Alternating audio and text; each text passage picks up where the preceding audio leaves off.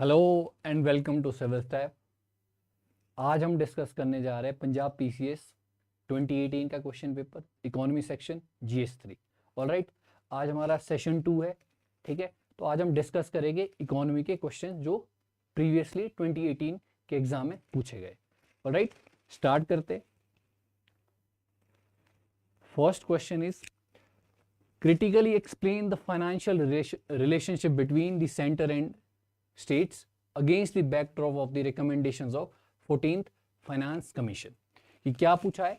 Financial relationship पूछा हुआ है सेंटर और स्टेट के बीच against the backdrop of recommendation of 14th finance commission. कि जो 14th फाइनेंस कमीशन की रिकमेंडेशन है उसके बेसिस पे सेंटर और स्टेट के बीच का फाइनेंशियल रिलेशनशिप बताना है। ऑलराइट, सबसे पहले अगर हम इसमें देखा जाए तो हमने पहले तो एक हिस्टोरिकल बैकग्राउंड से बचना है। जब हम इंट्रोडक्शन लिख रहे हैं तो एक हिस्टोरिकल लेंदी हिस्टोरिकल बैकग्राउंड से बचना है कि do not start with first finance commission, but हमने डायरेक्टली 14th फाइनेंस कमीशन का रोल बताना है। ठीक है, कि किसके अंडर बनाया गया, कि कब तक कौन क्या टाइम पीरियड के लिए बना है। ऑलराइट, और एक मेयर डिस्क्रिप्शन से भी बचना है कि do not just list the recommendation of 14th finance commission. सिर्फ और सिर्फ आपने रिकमेंडेशंस नहीं बतानी है। फॉर एग्जांपल, आप डेवोल्यूशन ऑफ ग्रांट्स नहीं लिख सकते, आपको स्पेसिफाई करना होगा, सब्सटेंशिएट विद सम प्रूफ, कुछ प्रूफ देना होगा कि कितने परसेंट डेवोल्यूशन हो रहा है, स्टेट को क्या फायदा हो रहा है, कोऑपरेटिव फेडरलिज्म बढ़ रहा है, क्या इंपैक्ट आ रहा है उससे ओवरऑल। मतलब आपका एक आंसर जेनरिक स्टेटमेंट नहीं लगनी चाहिए। ऑलराइट, ऐसा लगना चाहिए आप इकोनॉमी आपने पढ़ी है। ऑलराइट, एक जेनरिक स्टेटमेंट नहीं होनी चाहिए। और फॉर एग्जांपल कोई एक स्टेटमेंट है, स्टेट्स गॉट मोर मनी, ये तो कोई लेमैन भी बता सकता है कि स्टेट्स को ज्यादा पैसा मिल रहा है अगर हमारा स्टेट्स के लिए ग्रांट्स का डेवोल्यूशन बढ़ गया है। ऑलराइट, तो एक ये जेनरिक स्टेटमेंट है। हम क्या लिख सकते हैं कि that the enhanced untied devolution empowered states to prioritize locally relevant expenditure, but a simultaneous reduction in CSS grants affected funding for specific social sector scheme। जो social sector scheme है उसमें states की funding कम हो रही है, states पे burden कम हो रहा है। ऑलराइट, तो हम more specific लिख सकते हैं। ऑलराइट, स्टार्ट करते। अगर इसका आंसर देखा जाए, हम इंट्रो में क्या लिख सकते हैं? जो हमारा 14th फाइनेंस कमीशन है ये क्या कर रहा है? It aims to calibrate India's fiscal federalism by enhancing states financial autonomy। State की फाइनेंशियल ऑटोनॉमी को रिकैलिब्रेट कर रहा है। Alright, thereby reshaping the core financial relationship between the center and state। जो कोर फाइनेंशियल रिलेशनशिप है centre और state के बीच उसको रीशेप कर रहा है। ठीक है, क्रिस्प से इंट्रो है हमारी। ऑलराइट, नेक्स्ट अगर हम क्रिटिकल एनालिसिस देखें, enhanced tax devolution, tax devolution 32 से 42% शेयर हो गया अब स्टेट्स का। ऑलराइट, तो उससे इंपैक्ट क्या आ रहा है कि जो फिस्कल ऑटोनॉमी है स्टेट की वो स्ट्रेंथन हो रही है। ठीक है, कोऑपरेटिव फेडरलिज्म की बात कर रहे हैं हम, फाइनेंशियल ऑटोनॉमी, स्टेट्स को ज्यादा पैसा मिलेगा। ठीक है, तो हम स्टार्टिंग में बात करें, एक जनरलाइज स्टेटमेंट नहीं होनी चाहिए। ठीक है, we have to substantiate with some proof, कुछ प्रूफ होना चाहिए कि अगर 32% से 42% ग्रांट्स बढ़ी है, डेवोल्यूशन बढ़ा है स्टेट्स का, तो उससे फायदा क्या हो रहा है? स्टेट्स की क्या है? फिस्कल ऑटोनॉमी बढ़ रही है। ठीक है, स्टेट ज्यादा इंडिपेंडेंट हो रहे हैं। It provided states with greater untied resources मिल रहे हैं, allowing them to align expenditure with local priorities, promoting cooperative federalism, cooperative federalism को बढ़ावा दे रहा है। ऑलराइट, नेक्स्ट अगर हम एस्पेक्ट देखते हैं, that is reduced centrally sponsored scheme, consolidated many specific grants into broader categories. जो कोई स्पेसिफिक ग्रांट थी उनको कंसोलिडेट कर दिया गया है ब्रॉडर कैटेगरीज में। इससे क्या आउटकम हो रहा है? Reduced conditional transfer, however the simultaneous creation of new CSS, example Swachh Bharat, and imposition of budgeting liabilities जैसे UDAY, it partly negated the intended autonomy and maintaining the central influence. ठीक है, कि हमने कंसोलिडेट तो किया है सेंट्रल स्पॉन्सर स्कीम को, but कुछ न्यू स्कीम्स आई है जैसे स्वच्छ भारत है या उदय है, इसकी वजह से क्या हो रहा है कि सेंटर का इन्फ्लुएंस भी बढ़ा है। Alright, next is it focuses on fiscal discipline, कि इन्होंने 2011 का पॉपुलेशन डेटा यूज किया है, census, and incentivise revenue effort. ठीक है, कि रेवेन्यू एफर्ट को भी इन्होंने इंसेंटिवाइज किया है। अगर उस समय देखेगी, it highlighted disparities, benefited demographically larger state, कि जिन स्टेट्स की डेमोग्राफी ज्यादा है, जहां पर ज्यादा लोग हैं उनको क्या किया इन्होंने, benefited, but expose the limited physical capacity of poorer state, underscoring persistent horizontal imbalance not fully addressed, कि जिन स्टेट्स की पॉपुलेशन ज्यादा नहीं थी उन स्टेट को उतना फायदा नहीं हो पाया, क्योंकि 2011 का census population census data use हुआ है, जिसकी वजह से जहां की पॉपुलेशन इंक्रीज हुई है या बढ़ी है वहां पर उन लोगों को ज्यादा फायदा हुआ है, उन स्टेट्स को। ऑलराइट, कंक्लूजन में हम क्या चीजें बता सकते हैं, जो 14 फाइनेंस कमीशन है, undeniably it empowered states with enhanced revenue sharing, the center state financial relation remains a complex balance between devolved autonomy and strategic central guidance through new conditional grants and scheme. This established a precedent for performance linked incentives continued by the 15th finance commission. हम क्या कर रहे हैं, एक forward linkage बता रहे हैं कि 15th फाइनेंस कमीशन के लिए जो 14th फाइनेंस कमीशन में कमियां रह गई तो एज अ प्रेसिडेंट काम कर सकते। तो कंक्लूजन में हम एक प्रेसिडेंट, पिछला जो इवेंट हुआ है उसको कनेक्ट करके फ्यूचर की जो चैलेंजेस है उसको भी हम एड्रेस कर सकते हैं। Alright, next question is explain the main aspects of the role of the Reserve Bank of India under the present financial regime compared to the regime prior to the demonetization, कि demonetization से पहले और demonetization के बाद RBI का role कैसे evolve हुआ है। ठीक है, कि बिफोर demonetization, ठीक है, demonetization से पहले RBI के क्या क्या काम थे और कैसे इवॉल्व हुआ है आफ्टर demonetization, ये चीजें बतानी। हम सबसे पहले तो demonetization हमसे नहीं पूछा है, हमसे क्या पूछा है कि आरबीआई का इवॉल्विंग रोल पूछा है, pre demonetisation and post demonetisation. तो हम एक नैरेटिव से बच सकते हैं कि हम डिमोनेटाइजेशन को हमने इतना एक्सप्लिसिटली नहीं डिफाइन करना है, क्योंकि क्वेश्चन की डिमांड ही नहीं है। ऑलराइट, और वीक स्टेटमेंट से हम बच सकते हैं जो हम हर क्वेश्चन में बात करें। फॉर एग्जांपल वीक स्टेटमेंट क्या हो सकती है, RBI now focuses more on digital payment, digital payment पे आरबीआई फोकस कर रहा है, बट कैसे कर रहा है, ई रूपी, ठीक है, सेंट्रल बैंक की जो डिजिटल करेंसी है वो लिखना होगा हमें, सो दैट एक जनरल स्टेटमेंट ना दिखे। राइट, हम मेंशन कर सकते हैं जो RBI it has transition from traditional currency issuer to an active architect of digital payment ecosystem, promoting innovations like UPI and piloting a central bank digital currency, e rupee, जो central bank की digital currency है, कि अब सरकार इस RBI इसको promote कर रही है, ई रूपी को, क्रिप्टो करेंसी के सॉरी क्रिप्टो करेंसी के रिस्पेक्ट में भी हम देख रहे हैं कि क्रिप्टो करेंसी की जगह भी आरबीआई बोल रहा है कि आप सेंट्रल बैंक की जो हम डिजिटल करेंसी है ई रूपी उसको प्रमोट कर रहा है। ऑलराइट, तो ये रोल आफ्टर पोस्ट डिमोनेटाइजेशन कैसे चेंज हुआ है।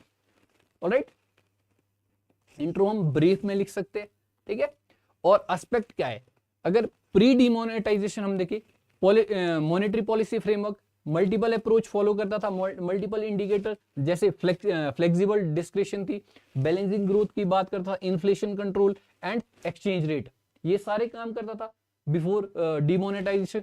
आफ्टर डिमोनेटाइजेशन या फिर प्रेजेंट फाइनेंशियल रिजीम में अगर हम देखते हैं, इन्फ्लेशन टारगेटिंग की बात की जाती है, ठीक है, 4% सीपीआई इन्फ्लेशन +-2, ठीक है, मॉनेटरी पॉलिसी कमेटी के थ्रू करता है। बैंकिंग रेगुलेशन की बात की जाए तो इससे पहले फोकस कैपिटल एडिक्वेसी रेशियो पे फोकस था, ठीक है, और पीरियोडिक फाइनेंशियल हेल्थ रिव्यूज लेता था आरबीआई। प्रेजेंटली क्या है, एक प्रोएक्टिव इंटरवेंशन है, क्या कर रहा है, प्रॉम्प्ट पीसीए जो प्रॉम्प्ट करेक्टिव एक्शन है वो रिफॉर्म ले रहा है वीक बैंक्स के लिए, और नॉन बैंकिंग फाइनेंशियल जो कंपनी एनबीएफसी है हमारी, ठीक है, उनके लिए भी एज अ ओवरसाइट काम कर रहा है जब आईएलएफएस क्राइसिस हुए थे उसके बाद से, ठीक है। तो पोस्ट डिमोनेटाइजेशन ये सारी डेवलपमेंट हुई है।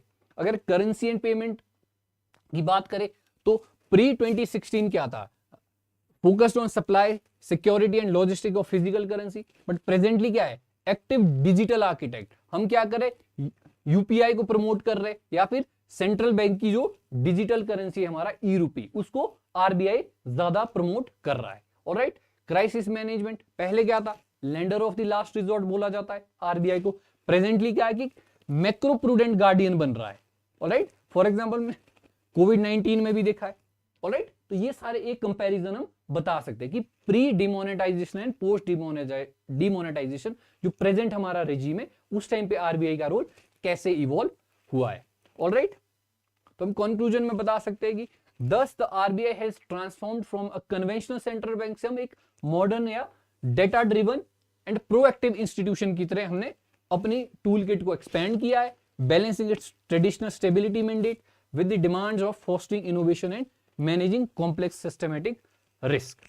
Alright, next question is despite subsidies and minimum support price, the state of farmers has not changed drastically.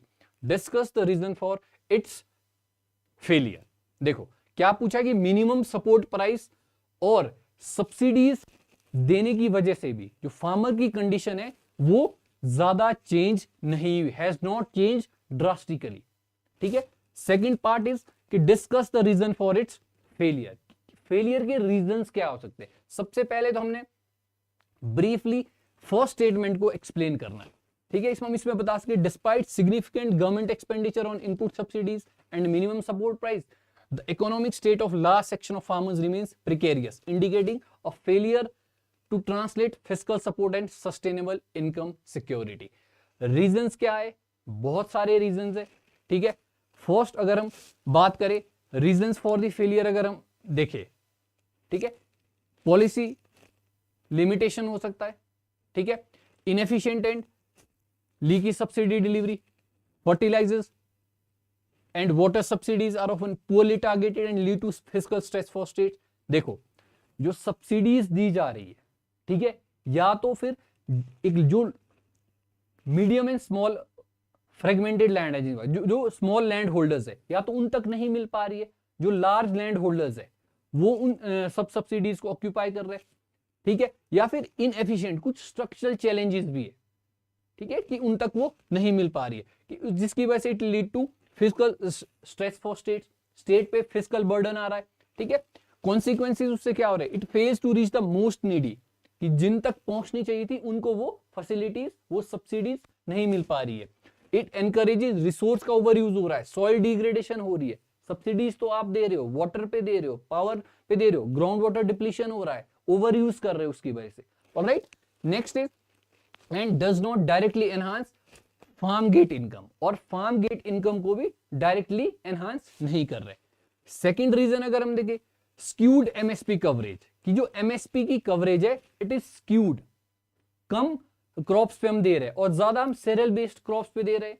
ठीक है, जिसकी वजह से डाइवर्सिफिकेशन नहीं हो पा रही है, और इंसेंटिव जो इंसेंटिव्स है वो भी सिर्फ लिमिटेड क्रॉप्स पे ही मिल रहे हैं।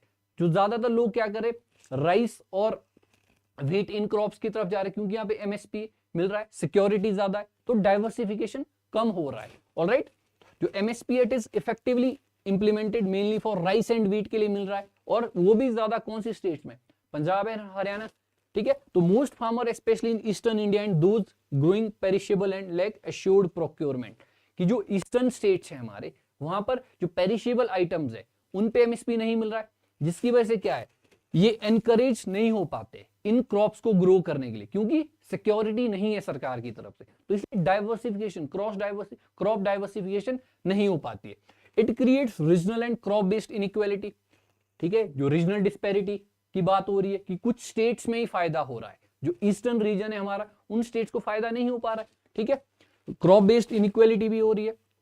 डिस्करेजेस क्रॉप डाइवर्सिफिकेशन, लोग क्या करेंगे, लोग ज्यादातर राइस और व्हीट की तरफ मूव करेंगे, और ये वाटर इंटेंसिव क्रॉप है, जिसकी वजह से हमारा वाटर डिप्लीशन भी ज्यादा हो रहा है, और वाटर और पावर में दोनों में सरकार सब्सिडी भी दे रही है, तो लोग ज्यादा प्रमोट हो रहे हैं।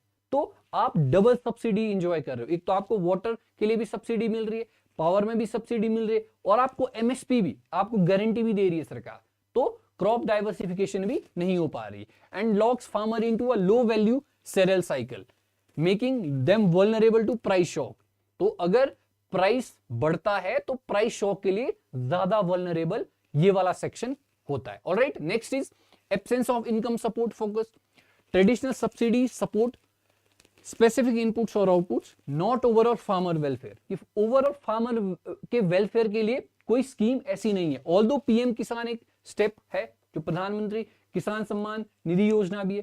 ठीक है, ओवरऑल वेलफेयर के लिए एक सरकार ने एक स्टेप लिया है। ऑलराइट, अगर इससे कॉन्सिक्वेंसेस देखिए, the core issue of low and volatile net farm income remains under unaddressed as subsidies do not compensate for high production cost and market risk.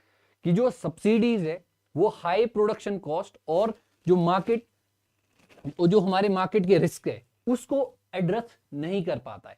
Alright, conclusion में हम बता सकते हैं कि the failure stems from a supply centric subsidy approach to neglect market linkages, infrastructure and income security, a shift toward direct benefit transfer, investment in infrastructure and diversification is crucial for meaningful improvement। कि एक तो direct benefit transfer और innovation and diversification ये crucial है अगर हमें improvement करनी है। Alright, next is discuss the role of education and health in enhancing the human capital, explain its importance in economic development. कि एजुकेशन और हेल्थ को अगर हम एनहांस करते हैं, ठीक है, कि उसकी वजह से ह्यूमन कैपिटल कैसे एनहांस होता है, थ्रू एजुकेशन एंड हेल्थ। देखो ह्यूमन कैपिटल क्या है, हमारा जो सोशल इंफ्रास्ट्रक्चर जिसको हम बोलते हैं, कि आपकी हेल्थ इंप्रूव हो रही है, ठीक है, कि कैसे एनहांस कर रही है हेल्थ और एजुकेशन हमारा social infrastructure, that is human capital. उसके इंपॉर्टेंस क्या है, explain its importance in economic development. बड़ा स्टैटिक सा क्वेश्चन है। ऑलराइट, सबसे पहले तो हमें ह्यूमन कैपिटल को डिफाइन करना है like skill, knowledge and health, ठीक है, it is the bedrock of sustainable economic progress. Education and health are its foundational components and directly determining workforce equality and productivity, quality and productivity. Role क्या है education की वजह से, क्या हो जाएगा, इट डेवलप्स कॉग्निटिव एबिलिटीज बढ़ती है अगर आपकी एजुकेशन हेल्थ होगी, अच्छी होगी, टेक्निकल स्किल्स बढ़ेंगे, अपस्किलिंग होगी, क्रिटिकल थिंकिंग आपकी बढ़ेगी, ठीक है, it enables individual to adapt technological changes and complex task. आप टेक्नोलॉजिकल जो चेंजेस है उसको अडेप्ट इजी करोगे अगर आपकी एजुकेशन अच्छी होगी, ठीक है। हेल्थ से क्या होगा, इंश्योर, अगर हेल्थ अच्छी होगी, जो हमारा वर्क फोर्स होगा, ठीक है, हेल्दी वर्क फोर्स होगा, जो हम डेमोग्राफिक डिविडेंड की बात करें उसको हम अच्छे से हार्नेस कर सकते हैं, सो दैट वो जो डेमोग्राफिक डिविडेंड है वो हमारा डेमोग्राफिक डिजास्टर ना बने, ठीक है। तो एक अच्छा वर्कफोर्स, हेल्दी वर्कफोर्स होना, ठीक है, तो उससे क्या होगा, इट रिड्यूस एब्सेंटिज्म। अगर आप बीमार ही नहीं होगे, ठीक है, आपकी हेल्थ अच्छी होगी, फिजिकली आप फिट होगे, तो उसकी वजह से एब्सेंटिज्म कम होगा। Alright, next, enhancing energy level, extending productive working life, ठीक है। इंपॉर्टेंस क्या है इकोनॉमी में इसका, it boost productivity and growth. Healthy workforce होगा, प्रोडक्टिविटी ज्यादा होगी, इकोनॉमिक में ग्रोथ हमारी ज्यादा होगी। Alright, a skilled and healthy workforce significantly raises labour productivity leading to higher output, innovation and GDP में ग्रोथ होगा, ठीक है। इकोनॉमिक सर्वे 2021 ने भी बोला, it links human capital improvements to increase gross value added. Alright, next is it realises demographic dividend, ठीक है, हम जो हमारा जो डेमोग्राफिक डिविडेंड है, ठीक है, अगर हमें उसे हार्नेस करना है तो जो हमारा जो वर्कफोर्स है, ठीक है, तो वो हेल्दी होना चाहिए, एजुकेटेड होना चाहिए, स्किल मिसमैच नहीं होना चाहिए। अगर हेल्दी होगा तो एब्सेंटिज्म कम होगा, ज्यादातर टाइम वो प्रेजेंट रहेंगे और हमारा जीडीपी भी ग्रो करेगी और प्रोडक्टिविटी ज्यादा होगी। Alright, next is it enhances competitiveness, ठीक है। फॉर एग्जांपल, जैसे education in stem and digital fields fosters innovation and technological adoption which is critical for completing in global value chain. अगर हम जो science, technology, engineering and mathematics में हम अगर education promote करते हैं, उसकी वजह से हम जो हमारे ग्लोबल वैल्यू चेन है, ठीक है, उसके साथ भी हम कंपीट कर सकते हैं, अपने आप को हम ग्लोबल स्टैंडर्ड के साथ अलाइन कर सकते हैं। ऑलराइट, और क्या प्रमोट करता है, इट प्रमोट्स इंक्लूसिव डेवलपमेंट, ठीक है, इंक्लूसिव, क्योंकि क्या होगा, पॉवर्टी कम होगी, इनइक्वालिटी कम होगी उसकी वजह से, ठीक है, और जेंडर पैरिटी बढ़ेगी, और it creates a virtuous cycle of intergenerational wellbeing. Alright, next is the Punjab economy has failed to remain competitive with many other developed states, do you agree. देखो कि अदर स्टेट्स के कंपैरिजन में Punjab has failed to remain competitive, ठीक है, do you agree, ठीक है। तो एक स्टैटिक सा क्वेश्चन है ये भी। ऑलराइट, स्टैटिक सा क्वेश्चन कैसे, देखो जो पंजाब की इकोनॉमी है, despite its historical advantage has indeed failed to remain competitive, for example हम गुजरात, तमिलनाडु, कर्नाटक, इन स्टेट्स की बात करें, ठीक है, तो इनके कंपैरिजन अगर हम देखें, ड्यू टू स्ट्रक्चरल स्टेग्नेशन है, अनसस्टेनेबल एग्रीकल्चरल मॉडल है, ठीक है, और पुअर इंडस्ट्रियल डाइवर्सिफिकेशन है। ऑलराइट, देखो अगर हम इकोनॉमिक ग्रोथ एंड स्ट्रक्चर की बात करें, स्टेगनेंट ग्रोथ देखने को मिल रही है, बिलो नेशनल एवरेज है।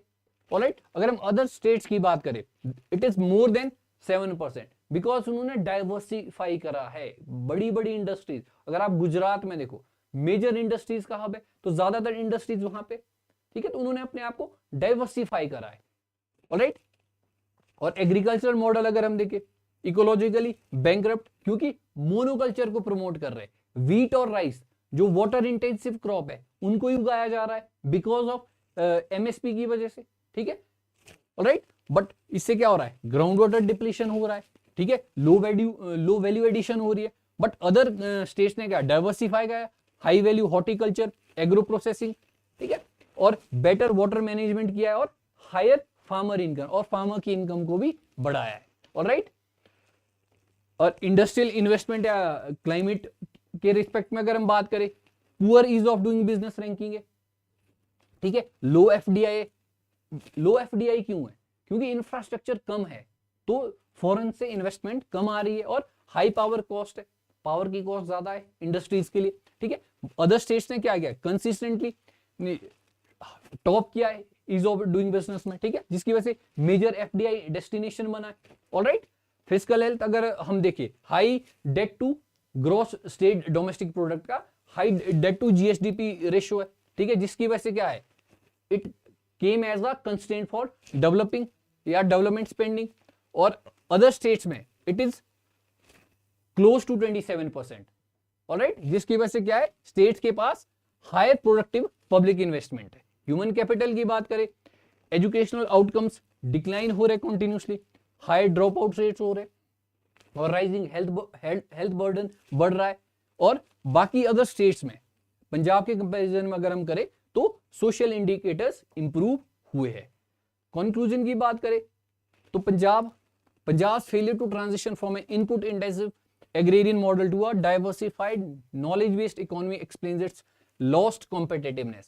कि हम क्या थे पहले, एक इनपुट इंटेंसिव एग्रेरियन मॉडल से डाइवर्सिफाइड और नॉलेज बेस्ड इकोनॉमी की तरफ हम we have lost our competitiveness, ठीक है। while recent policy efforts exist, reversing this trend requires urgent structural reform। अगर इस ट्रेंड को हमने रिवर्स करना है तो हमें कुछ स्ट्रक्चरल रिफॉर्म्स लेकर आने होंगे। Next is how does public distribution system work. बहुत इजी क्वेश्चन है, स्टैटिक क्वेश्चन है कि जो हमारा पब्लिक डिस्ट्रीब्यूशन सिस्टम है, नेशनल फूड सिक्योरिटी एक्ट है, ऑलराइट, ये कैसे वर्क करता है, ठीक है। सबसे पहले तो हमने पीडीएस को डिफाइन करना कि पीडीएस क्या होता है, पब्लिक डिस्ट्रीब्यूशन सिस्टम एक फूड सिक्योरिटी नेटवर्क है जो डिस्ट्रीब्यूट करता है सब्सिडाइज्ड फूड ग्रेन्स को इंडिया की पॉपुलेशन के, नेशनल फूड सिक्योरिटी एक्ट में भी मेंशन, ऑलराइट। प्रोक्योर कैसे करता है, सेंट्रल गवर्नमेंट फूड एफसीआई के थ्रू, जो फूड कॉर्पोरेशन ऑफ इंडिया है, ग्रेन्स को प्रोक्योर करता है मिनिमम सपोर्ट प्राइस पे और सब्सिडाइज्ड रेट पे स्टेट को देता है। और स्टेट्स क्या करता है, स्टेट आइडेंटिफाई करता है बेनिफिशियरीज को, ठीक है, बेनिफिशियरीज को आइडेंटिफाई करेगा और फेयर प्राइस शॉप, ठीक है, जो एफपीएस है, फेयर प्राइस शॉप है, उसके थ्रू स्टेट आगे राशन बांटता है, ऑलराइट। नेक्स्ट, टेक्नोलॉजी का इंटीग्रेशन हुआ है, आधार बेस्ड राशन कार्ड बने हुए, ठीक है, और पॉइंट ऑफ सेल्स मशीन दी हुई है फेयर प्राइस शॉप पे टू ऑथेंटिकेट बेनिफिशियरीज, ऑलराइट।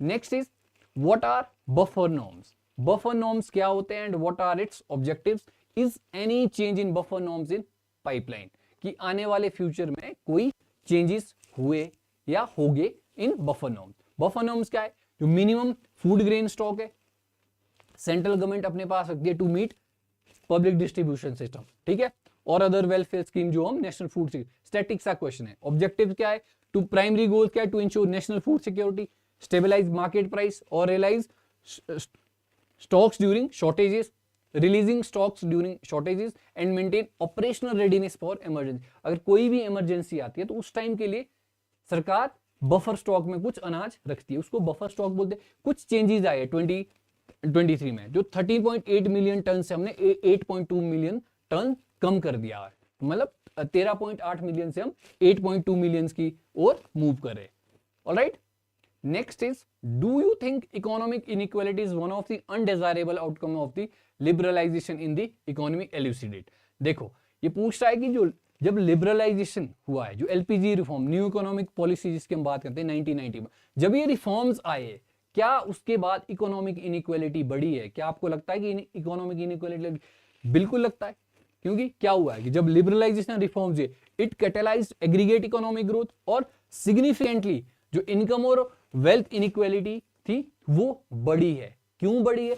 क्योंकि जो पोस्ट 1991 के बाद we shift from market driven model to skill based technological change की ओर अब शिफ्ट हुए, कि जिसके पास स्किल होगा, ठीक है, स्किल बेस्ड टेक्नोलॉजिकल शिफ्ट आया, उससे क्या हुआ कि इट डिसप्रोपोर्शनेटली रिवॉर्डिंग एजुकेटेड, जो एजुकेटेड होगा या स्किल्ड लेबर होगी उसको तो फायदा मिला है, बट जिसके पास स्किल नहीं होगा, ठीक है, उसको फायदा नहीं मिलेगा, जिसकी वजह से इनकम और इकोनॉमिक इनइक्वालिटीज बढ़ी है। ऑलराइट, नेक्स्ट इज, तो एक स्टैटिक सा क्वेश्चन था। Next question is, how can a primary producer gain while participating in the food processing industry? जो हमारा प्राइमरी प्रोड्यूसर कौन है? फार्मर है। कि अगर हम प्राइमरी प्रोड्यूसर कैसे गेन कर सकता है और थ्रू फूड प्रोसेसिंग इंडस्ट्री में पार्टिसिपेट करता है। देखो सबसे पहले तो कैसे हेल्प मिलेगी? Through value addition and reduced vulnerability. ठीक है, की गेन्स कैसे हो सकते? Price stabilisation and better returns मिलेंगे, कि आप प्राइमरी प्रोड्यूसर हो, आसपास ही कोई फूड प्रोसेसिंग इंडस्ट्री होगी तो आपकी लॉजिस्टिक कॉस्ट बढ़ेगी, लॉजिस्टिक कॉस्ट आपकी कम होगी, आपको ज्यादा दूर तक सामान अपना मंडी तक नहीं ले जाना, आप उसी इंडस्ट्री के साथ अगर आप जुड़ जाते हो तो आपकी लॉजिस्टिक कॉस्ट कम हो जाएगी। सबसे पहले तो आप यहाँ खर्चा कम होगा, आपकी सेविंग ज्यादा होगी, मतलब आपका जो आउटपुट है वो आपको ज्यादा मिलेगा, इनपुट कॉस्ट चाहे जो भी रही होगी। सेकेंड थिंग कि जो पेरिशेबल आइटम्स भी होगी आपकी, ठीक है, जो चीजें जल्दी सड़ गल जाती है, ठीक है, पेरिशेबल आइटम्स है, उसके लिए आपको बेटर रिटर्न्स मिलेंगे अगर आसपास ही कोई फूड प्रोसेसिंग इंडस्ट्री होगी। ठीक है, तो directly supply contracts with processors ensure stable and remunerative prices मिल रहे, तो मार्केट वॉलेटिलिटी से भी आप बच सकते हो और वेस्टेज कम होगी, लॉसेस कम होंगे।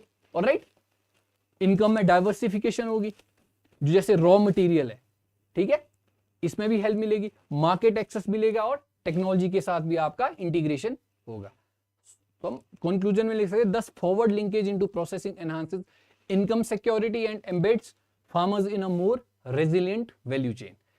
Next question is, do you think GST has facilitated the Indian business environment? Discuss. क्या जीएसटी ने इंडिया का बिजनेस एनवायरनमेंट को फैसिलिटेट किया है? बिल्कुल किया है। ठीक है, हम लिख सकते कि यस। ठीक है, facilitation achieve through unified market. ठीक है, इनपुट टैक्स क्रेडिट की वजह से हम अगर देखते तो कास्केडिंग इफेक्ट कम हुआ है और कॉम्पिटिटिवनेस बढ़ी है और ईज ऑफ कंप्लायंसेस। ठीक है, अब जो कॉम्प्लेक्स लॉज होते थे पहले, ठीक है, जो कॉम्प्लेक्सिसिटी थी अब वो इजी हो गए, बट चैलेंजेस अभी भी है, स्ट्रक्चरल कॉम्प्लेक्सिटी के चैलेंज है। ठीक है, टेक्निकल एंड एडमिनिस्ट्रेटिव हर्डल्स है। ठीक है, कुछ इनकम्प्लीट रिफॉर्म्स है।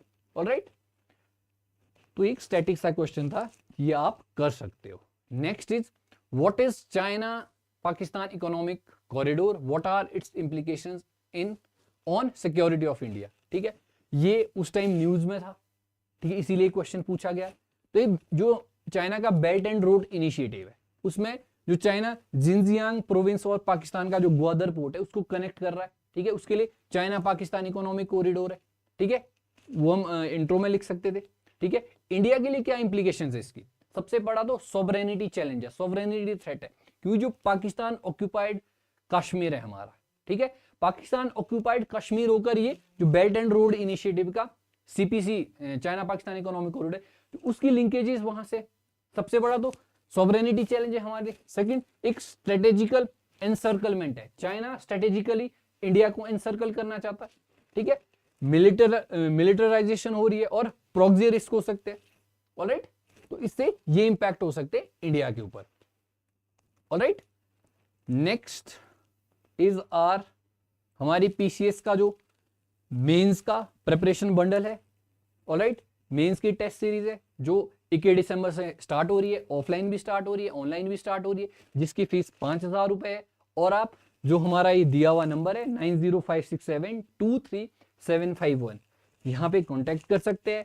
और एक हमारा पंजाब पीसीएस के लिए कॉम्बो कोर्स भी चल रहा है जिसमें मेंस टेस्ट सीरीज और मेंस का क्रैश कोर्स है जिसकी फीस 8,000 रुपए। Alright, thank you so much.